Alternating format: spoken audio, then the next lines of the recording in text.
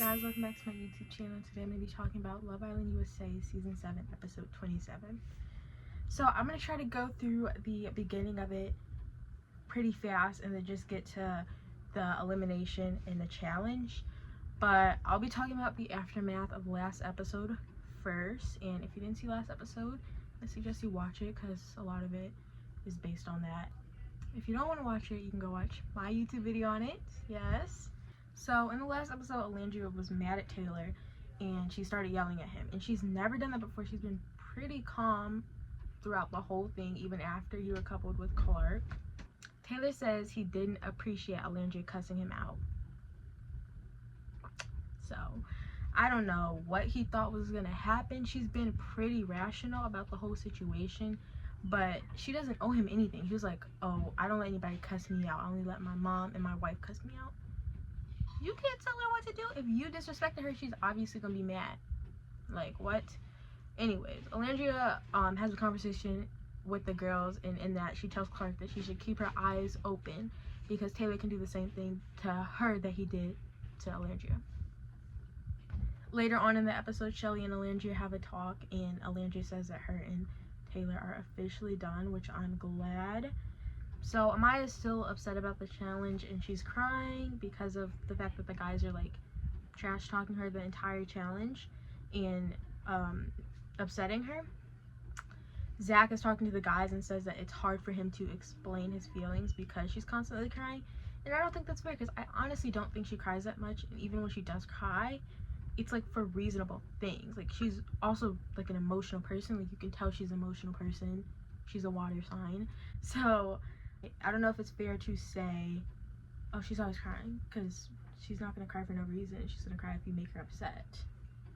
I also think like he knew that coming into Love Island. So if you know she's an emotional person, why would you then go and be with her?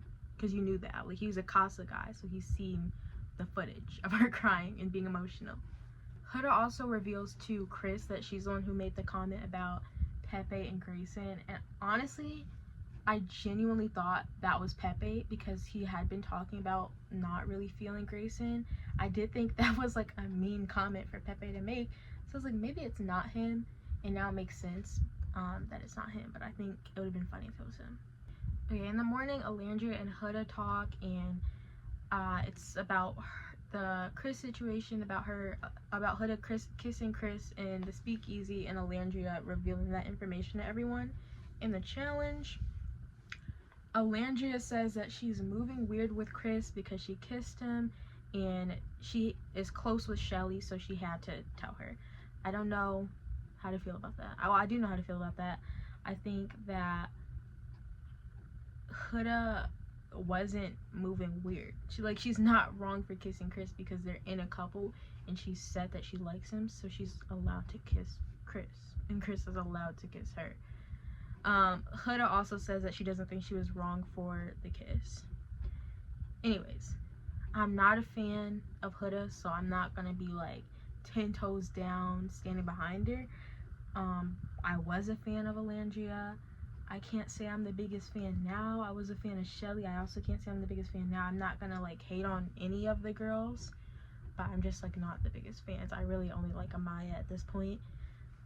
But I do have a lot of respect for Alandria because she does apologize for it, and she's like actually having a conversation with Huda, and I think a lot of the girls in the villa at this point were just icing her out.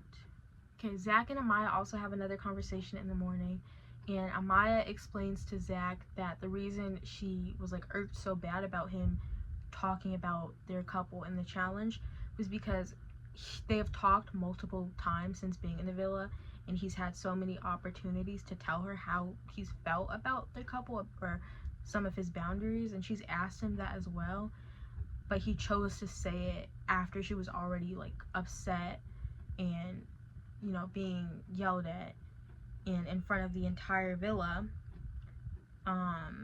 so that upset her more. Zach apologizes for it and says that it would have been better to like comfort her in that situation, but he also says he didn't originally want to kiss her when they first kissed in Casa, but he just did it because like, why not? And Amaya gets mad and says that it's not making sense what he's saying, and that she doesn't want to talk to him anymore, and like ends the conversation, and I think basically ends it with him. And I agree with her because I feel like the switch up is insane. Like, Zach was not saying all of this in casa. Amaya did not force Zach to kiss her. He could have said no. And yeah, I mean, I think he used her to get a spot in the villa. That's what I think. Maybe he didn't, but that's the vibes I'm getting, because he's like, it's a complete 180. Pepe and Grayson officially break it off. Well, Pepe breaks it off because he said he doesn't feel a spark with her. Amaya and Brian have a conversation, and I could see something happening with them potentially, because Amaya thanks him for standing up for her in the challenge, and Brian says that he's interested in her. I think he said he sees things in her that he likes. And Shelly and Huda finally have a conversation where they basically just clear up everything, and it's over. So now let's get into the challenge and the elimination. So the challenge is called Hate to Burst Your Bubble, and it's based on like certain polls that they put in the Love Island app for America to vote on.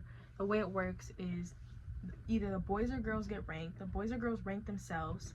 Then if the boys rank themselves, the girls decide to like change the ranking to what best fits it. And then they do America's ranking. So the first ranking is most to least genuine for the boys.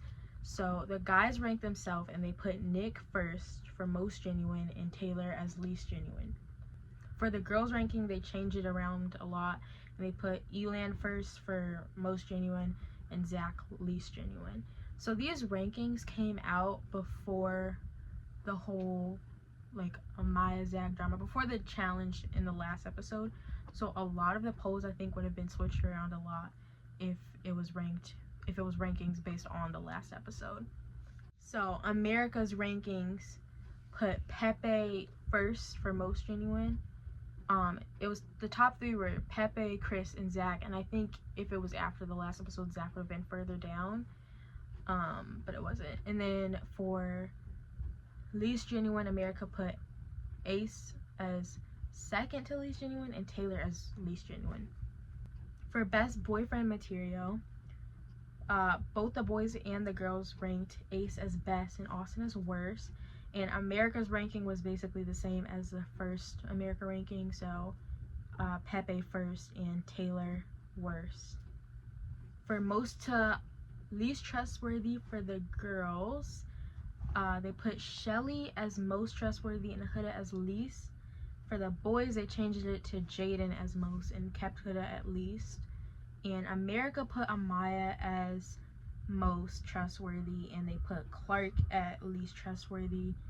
And then Shelly was actually in the bottom three, which I wasn't expecting at all. For most to least genuine for the girls, Alandria was put at most genuine and Clark was put at least.